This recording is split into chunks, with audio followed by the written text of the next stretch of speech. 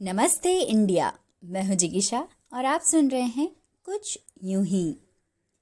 Middle class घरों में अक्सर बच्चों को सिखाया जाता है कि जितनी चद्दर उतने ही पैर फैलाने चाहिए। इसलिए ज़्यादातर मिडिल क्लास बच्चों को एक अच्छी नौकरी या छोटा सा बिजनेस, एक छोटा लेकिन अपना घर, एक गाड़ी और बीवी बच्चों सहित छोटा सुखी परिवार के सपने ही बहुत हो जाते हैं। इतना अगर उन्होंने कर लिया मतलब उनका जीवन सफल माना जाता है। इसलिए इससे ज्यादा का अगर वो सोच रहे हैं तो ओ शेख चिल्ली तो इतना ऊपर मत उड़ कि ताने मार मार के उसके घर वाले ही उसको जमीन पे ले आते हैं। लेकिन जैन परिवार कुछ अलग था। 30-40 साल पुराने एक घर में एक छत के नीचे 14 लोग रहते थे, जिसमें से 7 बच्चे थे और सिर्फ 2 लोग कमाने वाले। आर्थिक तौर पे बहुत ही मुश्किल समय इन सब ने देखा था, जिससे बड़ी मुश्किल से उभरे थे। 2 टाइम का अच्छा खाना और ढंग की पढ़ाई के खर्चे में ही सब कमाई निपट जाती थी। घर और परिवार दोनों एकदम मिडिल क्लास, लेकिन सोच और सपने कुछ ज्यादा ही अपर क्लास थे। घर के बुजुर्ग बड़े पापा ने सारे बच्चों को फेकू की उपाधि से नवाजा था। जो बच्चा जितनी बड़ी फेंकता था उसका नाम उसके कैलिबर पे रखा गया था, जैसे कि छोटे फेंकू, बड़े फेंकू, सबसे बड़े फेंकू। बड़े होके हम खूब पैसे कमाएंगे, घर में बड़ा टीवी, सबसे बड़ा फ्रिज में दुनिया भर के आइसक्रीम्स, जूसेस, चॉकलेट्स।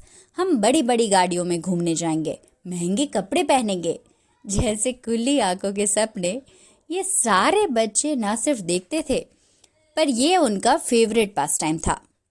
खेलने से ज्यादा उन्हें ऐसी बातें करने में बड़ा मजा आता था। वो लोग जिस घर में रहते थे उस घर में 14 लोगों के लिए 1 बाथरूम और 2 टॉयलेट थे, जिसमें सुबह से लाइन लगती थी। ऐसी परिस्थिति में इंसान की बेहतर जिंदगी की कल्पना क्या हो सकती है। 2 बाथरूम और 4 टॉयलेट और बन जाते तो भी बस हो जाता, लेकिन नहीं।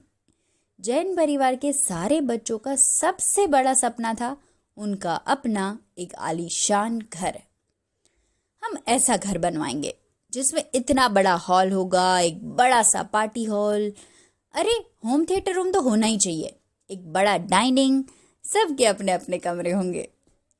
हकीकत ये थी कि जिस परिस्थिति में ये लोग थे वो देख के कोई भी कह सकता था कि भाई ये सब तभी संभव है जब तुम्हारी बड़ी लॉटरी लग जाए।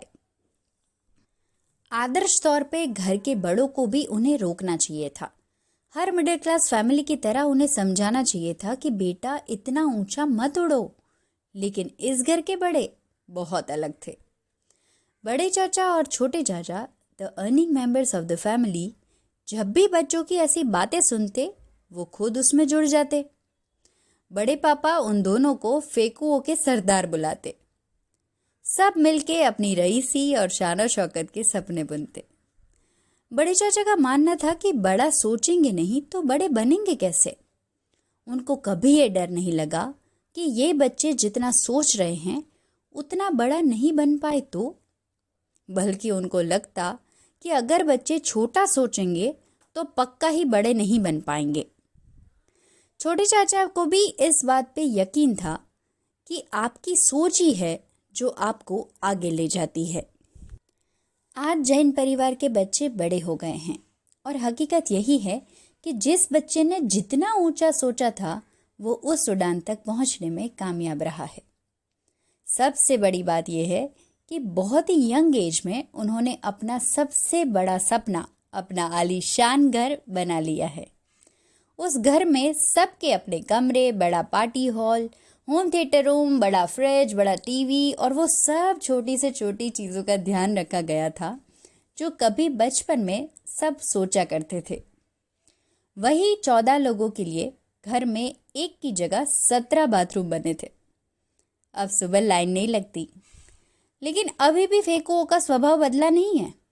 घर के ऊपर जब तक हेलीपैड नहीं बनवाएंगे तब तक इन्हें चैन कहाँ। बात यहाँ सिर्फ सपने देख के हाथ पे हाथ धरे रख के बैठने वालों की कतई नहीं है। बात यह है कि जहाँ तक हमारा दिमाग जाएगा ही नहीं वहाँ तक हम स्वयं कैसे पहुँच पाएंगे। जैन फैमिली को जिंदगी ने सिखाया है कि जितना बड़ा सोचना है सोच के देखो। सोचोगे तो वहां तक पहुंचने के रास्ते भी मिल ही जाएंगे। जिंदगी के सिखाने के तरीके हैं यही, समझो तो सोना, बाकी कुछ यूं ही।